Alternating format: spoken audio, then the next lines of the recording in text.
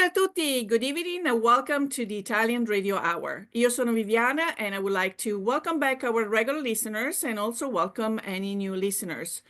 Also be sure to like us on Instagram and Facebook at the Italian Radio Hour and subscribe to our YouTube channel to catch up on any past video interviews. Vorrei dare il benvenuto ai nostri ascoltatori da tutto il mondo, grazie per essere con noi anche oggi mentre continuiamo il nostro viaggio per l'Italia e la cultura italiana. Today I have the pleasure of speaking with two distinguished guests who have played a significant role in preserving and promoting Italian heritage through education. Cavaliere Gilda Rorro is an esteemed educator, author, and cultural ambassador who dedicated much of her career to fostering Italian heritage education. For her work, she has also been honored with the title of Cavaliere, Knight, by the Italian government. As a driving force behind the New Jersey Italian Heritage Commission's curriculum project, she has dedicated years to ensuring that Italian American history and contributions are accurately represented in schools. Her work has helped shape a more inclusive and comprehensive understanding of Italian heritage in education. Margaret Fontana is an expert communications and media strategist, widely recognized also as a producer and advocate for Italian American culture. She has played a key role in promoting Italian heritage education and storytelling through various platforms. And as the executive director of the New Jersey Italian Heritage Commission, she contributes to initiatives that highlight and preserve the importance of the Italian American heritage. So today is going to be a eye-opening conversation that is going to set also the example on how other schools in other states can adopt this wonderful curriculum, the Italian heritage curriculum. But sit back and relax, don't go anywhere, ma prima pubblicità. Parli italiano? Do you want to learn, improve, or master your Italian? Istituto Mondo Italiano can help. Located in the heart of Regent Square, Mondo Italiano offers small group classes and one-on-one private tutoring in person or online to help you learn Italian in no time. Visit us online at istitutomondoitaliano.org. I'm so honored to have you both, Cavaliere Gilda Rorro, Margaret Fontana. Nice to see you, Margaret. May I call you by your first name? May I call you Gilda? Please. It's a pleasure to have you both. I have so many questions that I want to ask you as being an educator myself, but I think it's proper to allow you to share a little more about your background with our audience in your own words. So Gilda, would you like to share a few things about yourselves with our audience? I would like to start in my childhood when I started kindergarten. It was during the Second World War. And the young people would say to me, like, what are you? Meaning, what is your background? And I said, I'm Italian. They go, oh, Italian, Mussolini lover, meatball, wop, dago, etc., etc.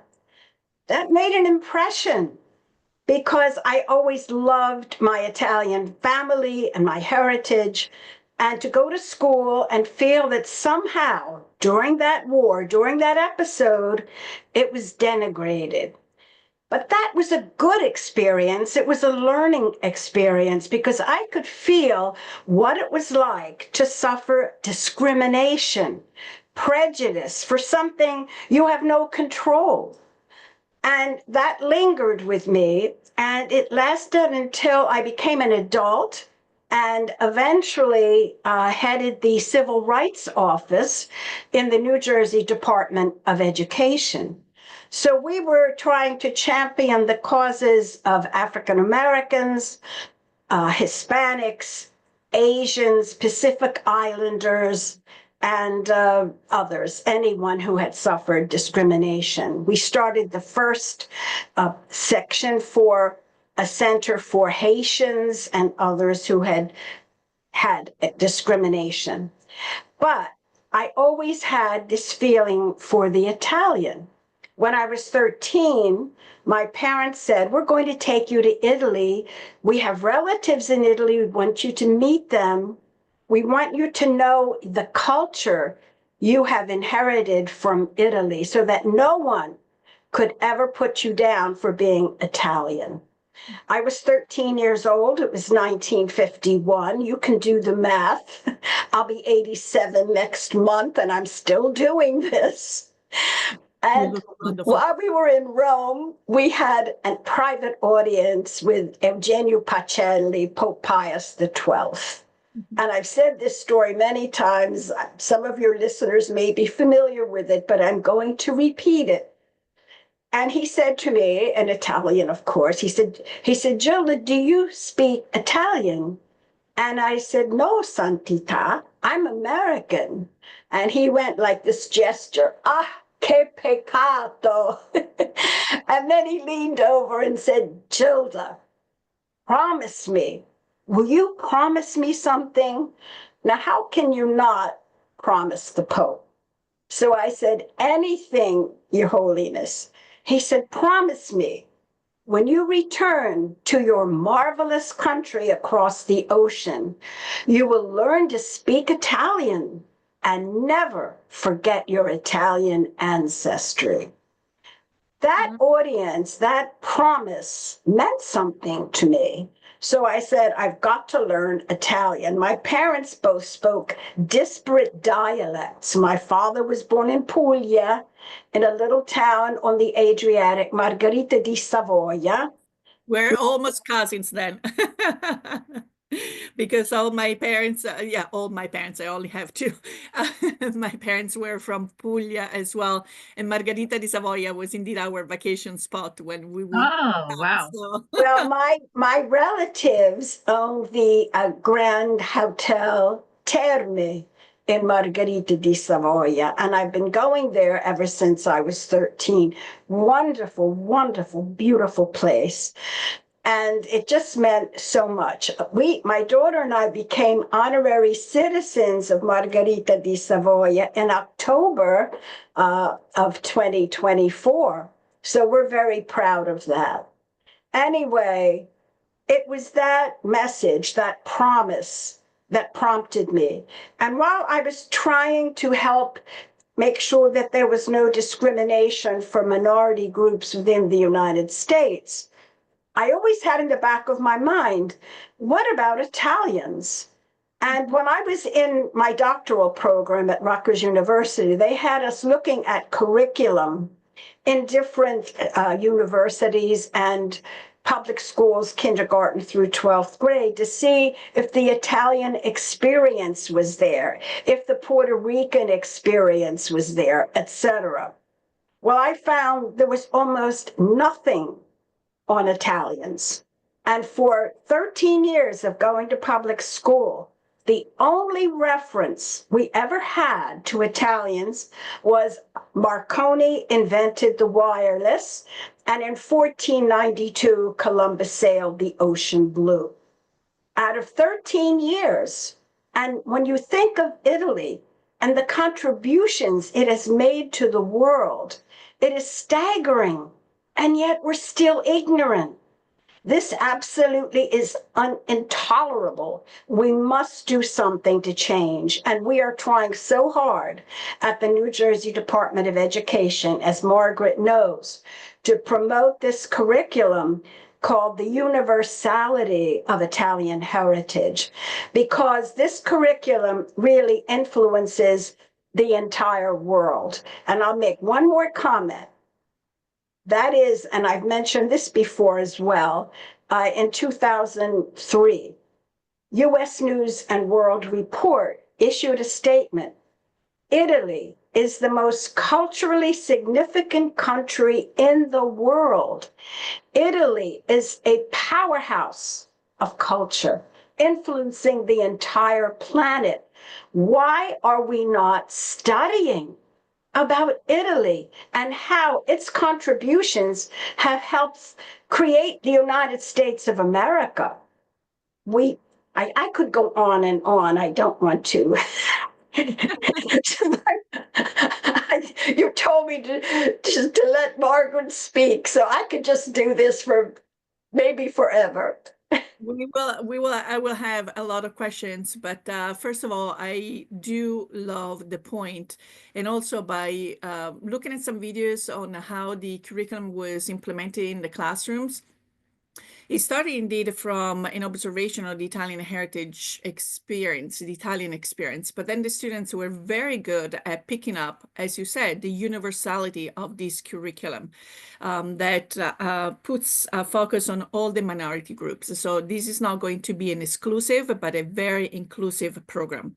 So I want to turn into Margaret. Margaret is also first generation here, Italian American. Parents, father comes from Italy. I don't remember also the mom. Yeah.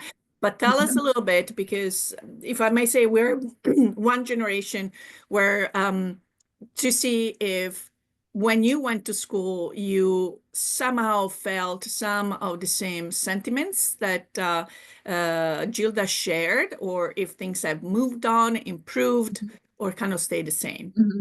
Right. Well, thank you. And how do I follow Gilda, right, in this conversation? Because she's really, oh no, she is like the leader, the maverick. She built the foundation of all that is the K through 12 curriculum at the New Jersey Italian Heritage Commission. And if you say Gilda's name in any circle, you say, do you know Dr. Rorro? Everybody's like, oh, of course I know Dr. Rorro. So, I'm grateful and honored to be, working for the commission, but also to have someone like Gilda leading the way. I'm learning too. I've become a student as well in her classroom, in this classroom that we're in right now. So, as a first generation Italian American, both my parents are from Italy, so they're both from Reggio Calabria. And sometimes people don't always know Reggio Calabria, but it's the southernmost tip of the boot. And we are still very actively engaged with our family in Italy. We go every summer. My mother's there for most of the year. So, for me, it's very much still a close connection. So for me, the work that we're doing at the commission has a lot more meaning, because I know that as someone who grew up here, and especially in the education system, there were some differences. I always felt there was something, in school when you're learning about Christopher Columbus and you're learning about different things in history, and knowing, as a child, going to Italy every summer and seeing things and going to museums and experiencing life there. Yeah, there's definitely a disconnect of what the Italian culture and heritage is about, because unfortunately here in the United States, we are driven by media, right? Like mass media, social media. That's my background, right? So when you introduced me, I can tell you I went to school for communications and content and production and TV production. So I know what we're doing here from this mass media perspective. And unfortunately, at times, the real story about Italian heritage and culture has become very muddled. So the work and the curriculum that we have developed at the New Jersey Italian Heritage Commission really outlines and gives educators an opportunity to put the real layers of what has actually happened within the timeline of history, within arts, science, under that humanities umbrella. So for me now, I've made this statement too, along with Gilda, like we feel like we're repeating ourselves in many conversations. But it's the truth of what the work we're trying to do. We're really trying to educate everyone to say it's not what you're seeing only on TV or the stereotypes, or she mentioned a couple of those things in the beginning. The work has to be to educate, because it's really about all cultures. It's, we're coming in because we have our ties to being Italian, right? That's our DNA, and that's our heritage and culture. But that could be for any culture, and I think there's a disconnect. So that's kind of my elevator speech to the work we're doing, who I am, and why it's important. So this question, probably both of you can add your own answer, but I kind of would like to go to the very beginning of the development of the curriculum to maybe walk us through the initial stages of developing the Italian heritage curriculum and what were the key priorities in shaping its content.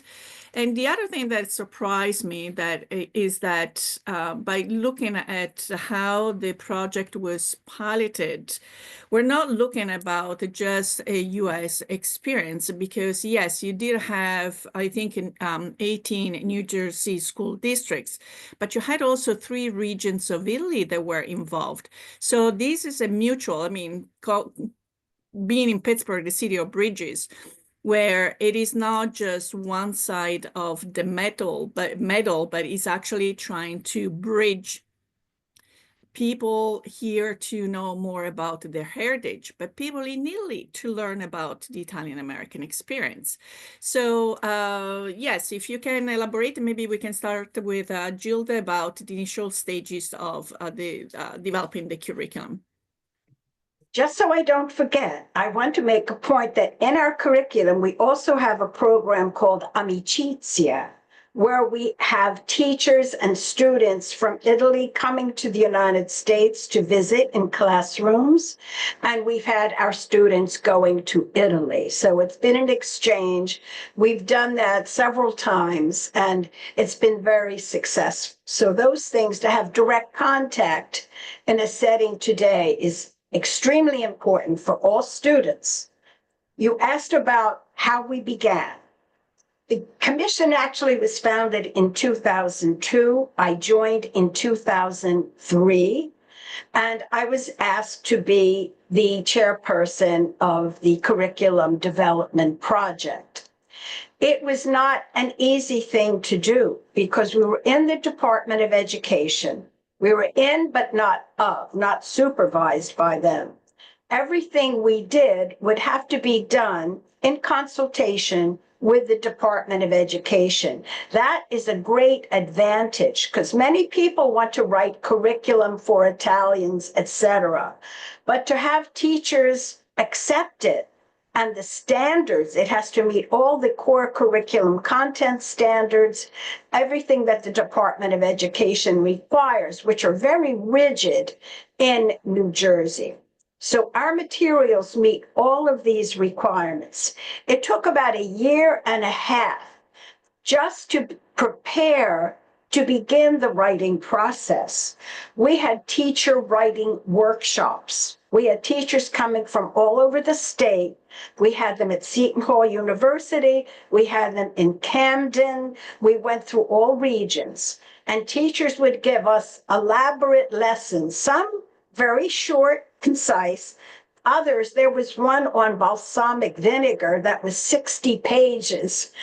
And I said, no, this is not the way we can go. We have to have a very concise, very teacher-friendly, easy to follow format.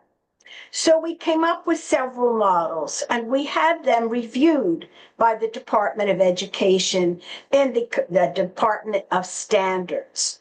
And we gravitated to a format that's quite easy, very informative, with background information that any teacher could pick up and use immediately.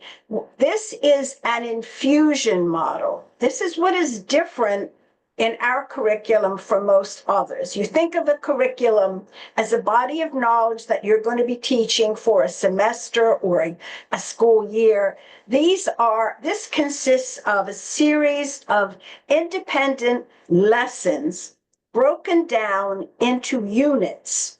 The first units would be like history and society. The second, immigration and prejudice. And then finally, arts and sciences. So we categorize. And a teacher can take out any one of these lessons according to what they are teaching and integrate our lessons into what they already have approved within their curriculum. So it's very easy. Say if you're a mathematics teacher, we have lesson on Fibonacci and the sequence with numbers. And a teacher can pick that up so quickly. And the same if you're teaching art, you can use Fibonacci and how he was influenced by nature in his mathematical equations. So these things are it's very teacher friendly. It took a long time to have that accepted, but it was accepted at the Department of Education, and we ran with it. And we said it is so important. These are the lessons kindergarten through fifth grade in elementary school.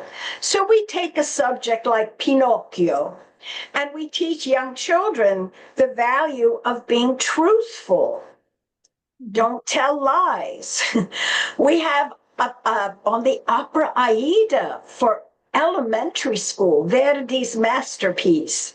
And we're saying there, what are the issues? Well, you've got racial issues, but you also have issues of filial piety and issues of what is happening in society. Where does your loyalty lie? Between the person you love or your country and honor.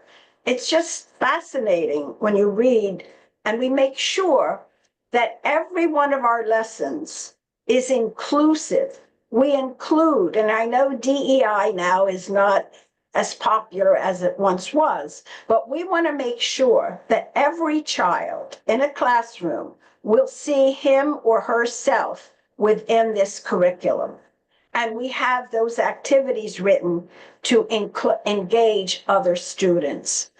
This is a model in the Department of Ed that they have declared is a model for teaching heritage. Very important. If you don't know your heritage, you don't know your identity. And this is not just for Italian heritage. This is a model where all students should explore their heritage, those who can. Very important.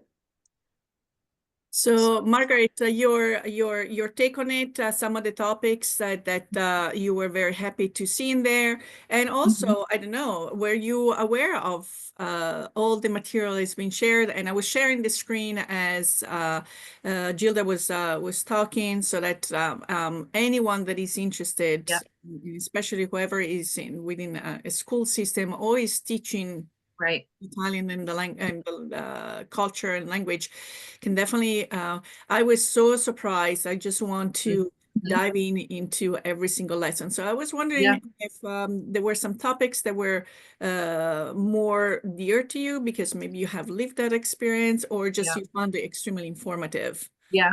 And that's a great question. And, you know, coming into the New Jersey Italian Heritage Commission, my eyes were opened as well to a lot of the education and the lessons that perhaps maybe I did experience in elementary, middle school, and high school, but these lessons are so in-depth and engaging. They offer a little bit more to the actual history for each subject matter. So most educators, or any educator, and we learned this more recently because we went to the NJEA conference, which is one of the largest conferences in New Jersey for educators. It's something all of the educators go to every year. So it usually happens in November. So we had a chance to exhibit this past year at that conference. And we just launched also, by the way, on the website, a lesson called The Creation of America. And Gilda can speak more succinctly about all of those pieces inside of that lesson. But we did launch at that time at the convention, and we had so many educators come to us and say, you know, this makes so much sense. We had no idea that how much Italian influence and heritage goes into or went into the creation of America. You know, we're talking about the Constitution, the Declaration of Independence. You're talking about your founding fathers. So when we talk about those lessons that stand out, we know that our lessons are relatable, and they are very much relevant now, especially we're in the midst of another change, an administration change where we've had an election, we have a new president, new administration. Never before has it been so important to know history and to know what these elements mean. What does it mean when they're referring to the Constitution? And where did that come from? And what are the derivatives of it? So we have this showcased more recently. And like I said, I think Gilda can probably speak to the nuances of the lesson, but part two of another major, wonderful lesson that we offer for free for all educators is surrounding the Holocaust and Italians. And so these two featured lessons live for free, open. There's no wall that you go through. For all of the other lessons, you do have to register. If you're an educator, we beg you to register so we can understand what type of information or what type of lessons they're looking for too. We welcome feedback. So if you're perhaps looking at our website and saying, those are great lessons, but have you ever done something on this subject? We are always willing and open to really delve a little bit deeper into other topics. So I'll throw it back to Gilda to talk about the lesson we created for the creation of America. And we, as Gilda, you answered the question, then we can also talk about someone that championed the effort, the introduction of the curriculum in her school. But please do elaborate on these this I'm lesson. just looking at this illustration. There's my Uncle Ralph. He was 102. Wow. Oh, that's so beautiful. It's very moving. I didn't expect to see this morning. But as Margaret said, we have constantly need to go out and promote what we're doing so that people know we exist and these materials are there. We do every year a statewide conference, etc. But we are all volunteers and we're not going to be here forever. So I said, the most important thing, why don't we have a corpus of information? We've got the lessons, but let's put them in video format so that learners who have different modalities in learning, some of us are very visual, they watch TV today, and they're not going to be reading large groups of texts. Let's do everything in teacher-friendly videos. These are important because there are things happening in our community where we really need to have the knowledge. For example, they have taken down Columbus statues.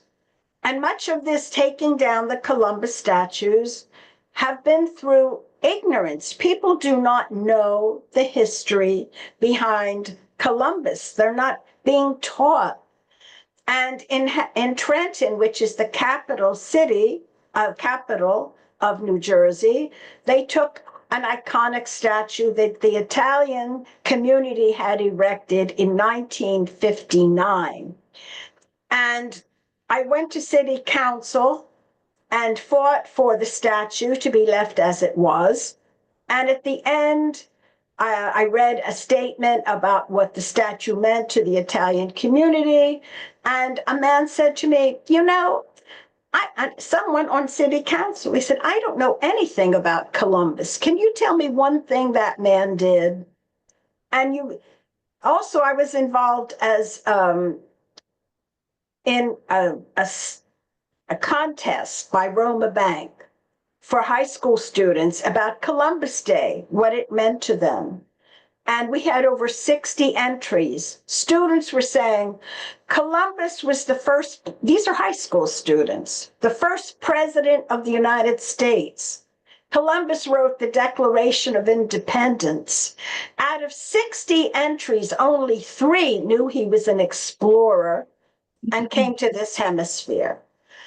What is happening with so much of this iconoclasm, what is happening, prejudice, even towards Italians today, is out of ignorance. They don't show what Italy has accomplished and contributed to the world. And that is our fault as Italian Americans, largely, because we have acted in movies and films depicting Italians in a negative way. We should not do these things. We should really try to do our very best to promote Italy in what really it has contributed to the world. So we're doing the videos. The first one is called An Italian's Dream. It covers the 4 voyages of Columbus, the origins of the Hispanic people, to immigration issues today.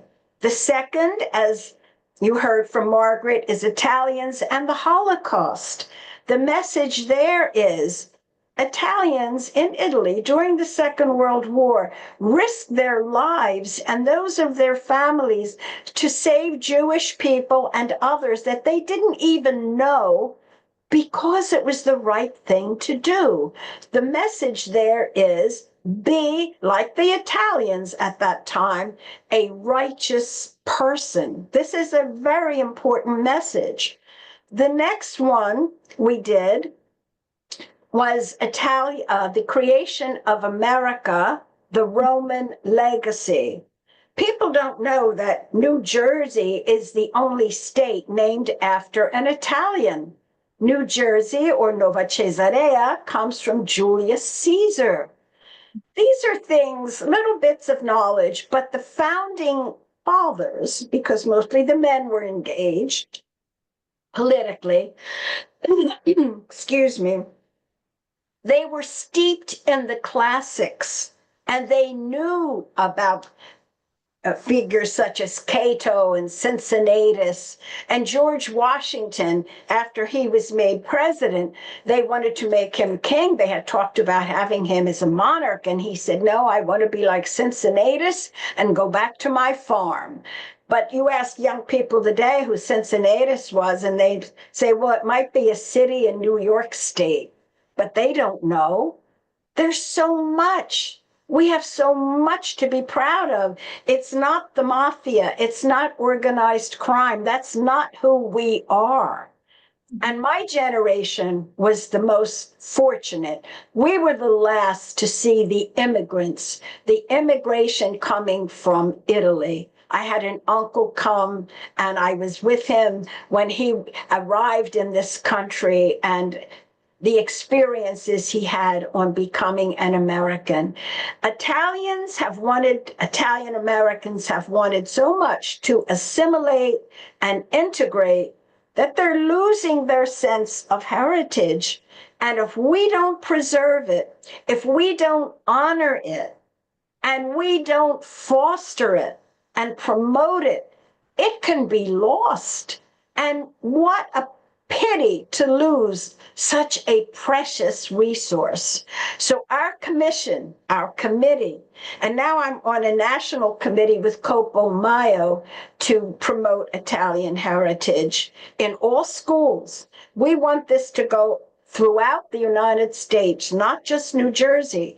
It's not easy. Promoting and doing the marketing is not easy, but we can never stop being vigilant and promoting. We must do this. We owe it to our ancestors. We owe it to this glorious heritage that we have been fortunate to inherit. So we'll take a little break, and we're going to hear from our sponsors, and we'll be right back on this very interesting conversation.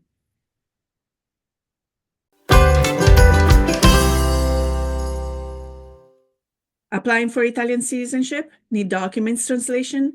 Istituto Mondo Italiano provides certified translations and assistance services. Be sure to visit us at istitutomondoitaliano.org and schedule your free consultation. Un caffè, per favore. My first cup of coffee sets the tone for my entire day, and I get my coffee at La Prima Espresso. La Prima has been brewing Pittsburgh's best coffee for over 35 years. Try any of their in-house roasted varieties of beans from all over the world at home, or come and enjoy an espresso or a cappuccino at any of their locations, with their friendly baristas and familiar faces who will make you feel at home. Visit laprima.com to get La Prima Espresso coffee at your door. So here we are again with Cavaliere Gilda Rorro and Margaret Fontana to discuss about the the Italian Heritage curriculum that has been put together by the New Jersey Italian Heritage Committee. And the picture that I'm currently sharing, as I was hinting before, has also a young lady. I believe her name is Alexandra. And Gilda,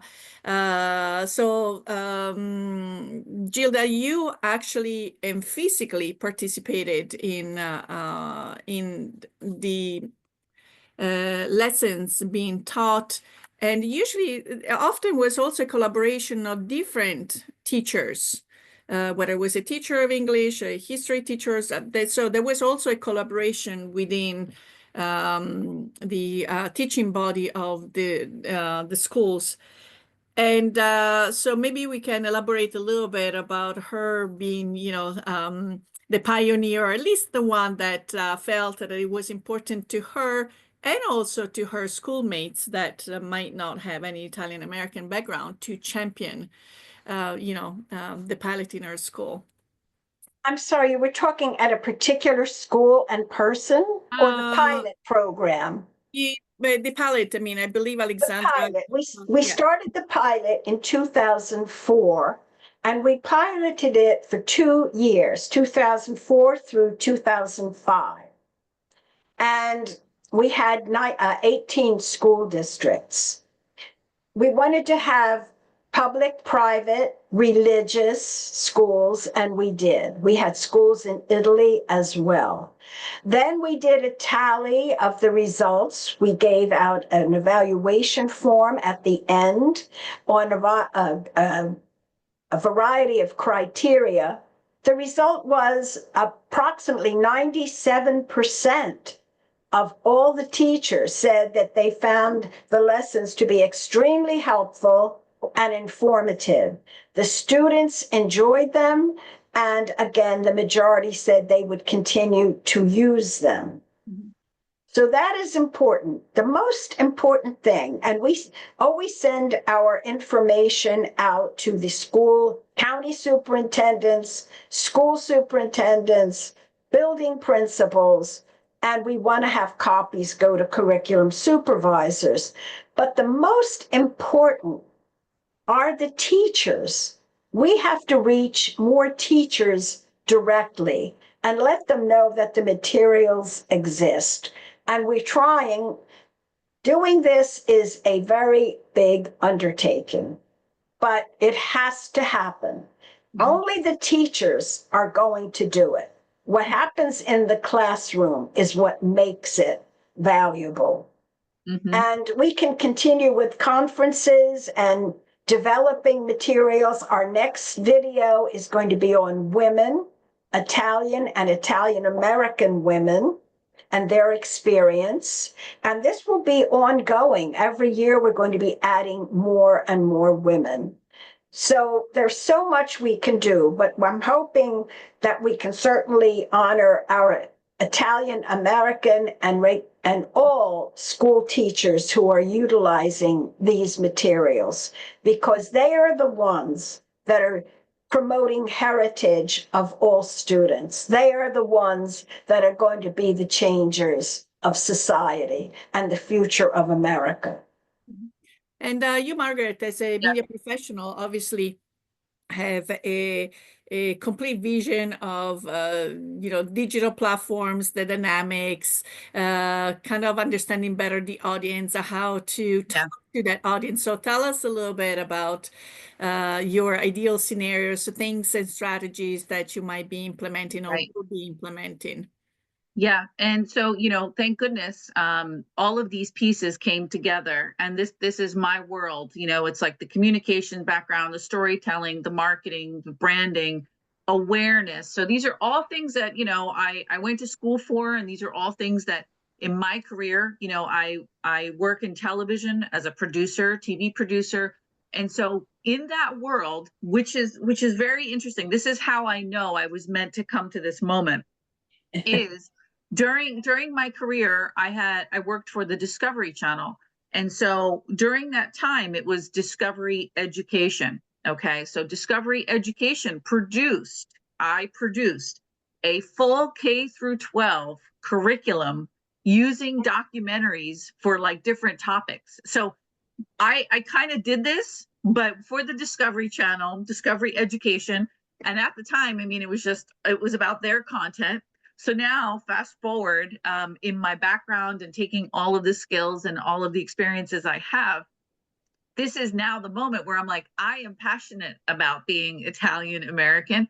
And many years ago, around 2008, 2009, I created the Italian American Girl website, which is my website, which is still live, which is something I still work on, and that was to promote Italian American heritage and culture. And that was because as a first generation Italian American, I felt that there was no one to connect to. This is before social media, before we're all on Facebook, Twitter, all these things.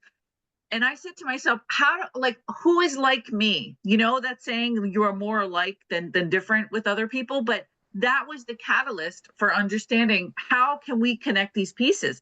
So here we are now, and here I am. I'm Italian. I'm talking with my hands, but I gotta keep my hands down. But here we are now. All of my experiences in working in media and television and production, and especially that moment of time I worked for the Discovery Channel, it is so relevant. And now I could say, you know what, Gilda? Yes, let's take all of that content and let's figure out the best way, use a strategy for marketing and for just really awareness. Because when we go to these conferences, a lot of times, we're hearing that a lot of educators are just not aware. They're not aware that these resources exist, and they exist for free. So we have developed this really robust, amazing lesson, library for them to access. And so my job now is to learn from Gilda, to understand the full depth of what we produced over the years, and now to take that and package it and be able to disseminate it into different places. But as she said, this is no easy undertaking. We are going in phases right now. I've been on board for about a year. It's going to be a year, Gilda, in March. Can you believe that? Congratulations. Yeah, thank you. So our next event, by the way, I'm not sure when we're airing our discussion here, but as Gilda mentioned, we have 2 conferences we host this year. We're hosting 2 conferences in 2025. That one of them is happening in March, and that is going to be around jazz and the Italian influence. And Gilda can speak more. She loves to talk about this conference, Gilda. So I'll let Gilda talk about that. And then we're also doing a conference in October where we are going to feature, a focus around Italian heritage, because obviously in October is Italian American Heritage Month. But our goal during these conferences is to build awareness to the lessons. So we do presentations, we do panels. It's a really robust, 2 different conferences, but ways for us to create and invite educators for that awareness. And that's part of our strategy in 1 year for this upcoming, or while we're in 2025. Wonderful. Yes, so make sure to send me some dates about both of the conferences so that also I will check my calendar, because I would love to come and join you. Yeah, that would be great. Jazz Italian Style will be on March 22nd, and the other will be on the 25th of October. Yes. And we have these at events Rutgers at University. Yeah. So we'll send you the details. Okay, wonderful. Yes, even because we have had a couple of episodes talking about how Italian jazz came about, the influence also from New Orleans, so it's just something that again, coming straight from Italy, I find myself having been here in the United States for so many years, where I have the dual citizenship. I feel Italian. It's probably, Margaret and Gilda, you felt the same thing. You are the Italian when you're here, and you're the American when you are in Italy. So, but, I'm building up on that, that gap to see what happened next. And So the curriculum, and again, also the Italian Radio Hour has helped me dig in deeper and to see a continuation and also of the culture with its own characteristics once it has made on this side of the world and has how it has Right. flourished.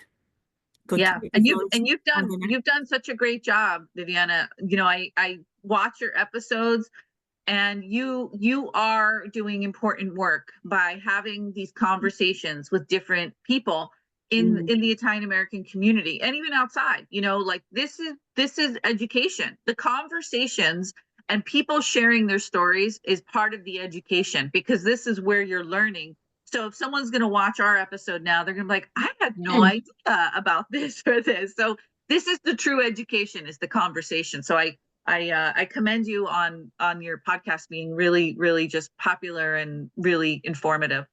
Thank you. You're being too kind. As you have been a pioneer with your blog and sharing your experiences and the identity that you have built around it. That I just wanted to, unless Gilda, you have any comments to add to Margaret, but I was just looking for, I wanted to plan a lesson on Italian American innovators in science and technology. And here I am. I have already everything. You know, it tells me, you know, the grade I was looking for was middle school to high school.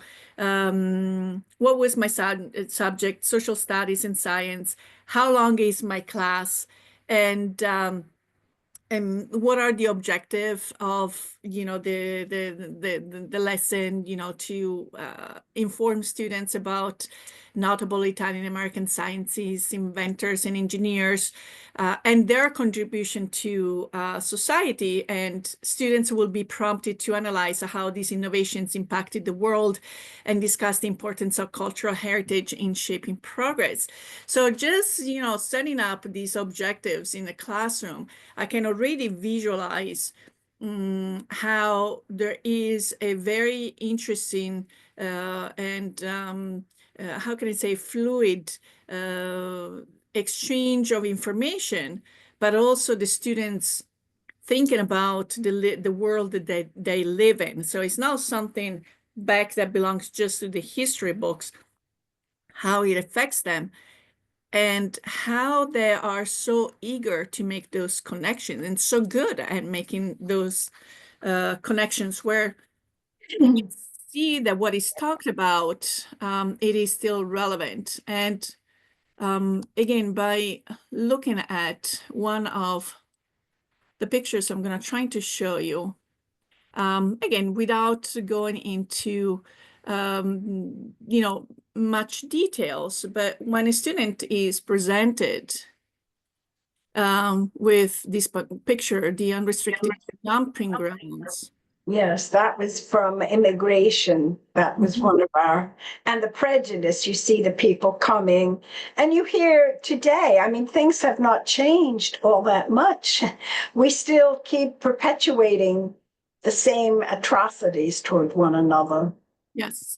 And also the stigma associated with one type of immigrant versus another. But then you have also the historical piece of information, like the 1929 Immigration Act. Yes. That set Yes. quotas on. So then you have the historical back into that piece of information. Before we go into the closing, I was wondering if you can individually both elaborate. We talked about extending this program throughout the US. If I remember correctly, Margaret, you have told me that there are some other states that have looked into the curriculum. Can you tell us a little bit about those experiences? Yeah, well, we have, as Gilda mentioned, we have some of our commissioners who are, very active in a lot of different circles. So we've had people come to us at all of these really major events. And some of them being from, you mentioned New Orleans, Louisiana, We have Chicago, we have Connecticut. More recently, Connecticut, they're trying to move fairly quickly on developing first a commission to then be able to be the catalyst to really then take, and develop their lesson plans, or perhaps take our lesson plans and then formulate it to what the Department of Education standards are for their state. That's our recommendation, because we're focused on New Jersey, and that's our charge, is to really look at what's happening in New Jersey. That's what we're doing. That's the work. But we are happy to extend what we've built and developed, and then be able to recommend and say, take this, it's packaged. As you mentioned, you were going through what the lesson looks like if you were to do a lesson on science and math and what have you. You can take that fully packaged, but we would recommend that you go to your Department of Education, or whatever those regulations are, or whatever standards you need to meet for then those lesson plans to meet whatever those are per state. So there is a committee, there's a subcommittee, outside of the commission that's working to develop this. And, I think there's more to come there. There'll be like some type of announcement to that, but unrelated to the commission for now. But Gilda, I'll throw it to you. Maybe you have some more thoughts you want to add to that. We have a program now. We're getting young people involved at the high school levels called ambassadors. Mm-hmm. And we want to utilize them for them to go into their school districts, excuse me, and communities, and promote what we're doing, and see if they can get the teachers to get involved with these things. We also work with the community, and we do different activities. For example, this last year, we had a commemorative flag raising on Columbus Day, where the American and the Italian flags are hoisted. And we had the mayor and county executive and other politicians come, and community members and members of the entire community, all ethnic and racial backgrounds. It was very successful. So we reach out constantly. This is something that we must always be vigilant out to preserve and promote this heritage. So getting young people involved is a key element. We hear that young people today don't care about heritage. They're not interested. When you get them together and you have these programs and they see what their heritage is, they become extremely interested and great advocates. What we're doing is for them. It's for this and future generations. So we want to make sure that we have as our legacy, we pass on this curriculum and this heritage for the future. Very important. Indeed, indeed. So I just wanted to share one poem that the students worked on, and maybe I will ask one of the two to read it for me, since it is in English. And I think it's going to give us some food for thought. Let me just give you 2 seconds. And here it is. I hope you can read it.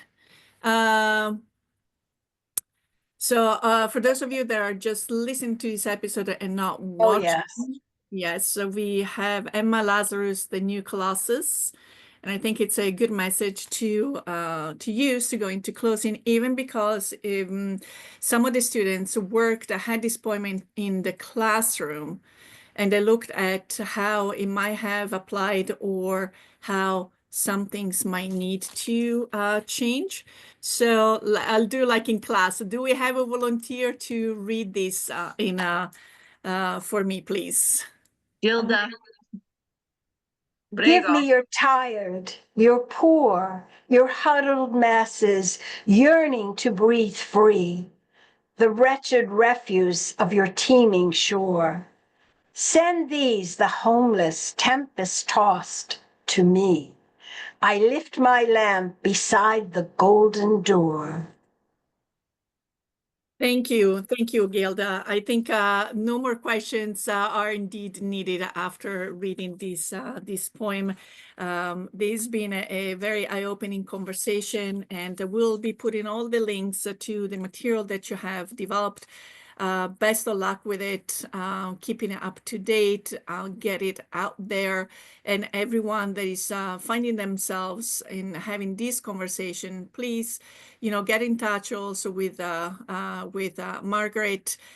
She's also a wealth of information, and she can point you in the right direction. Attend conferences, again, keep the conversation alive. Yeah. But unfortunately, our time together is up. Il Big Ben ha detto stop, and it's time for us to say arrivederci e alla prossima. We want to thank you for tuning in into the program.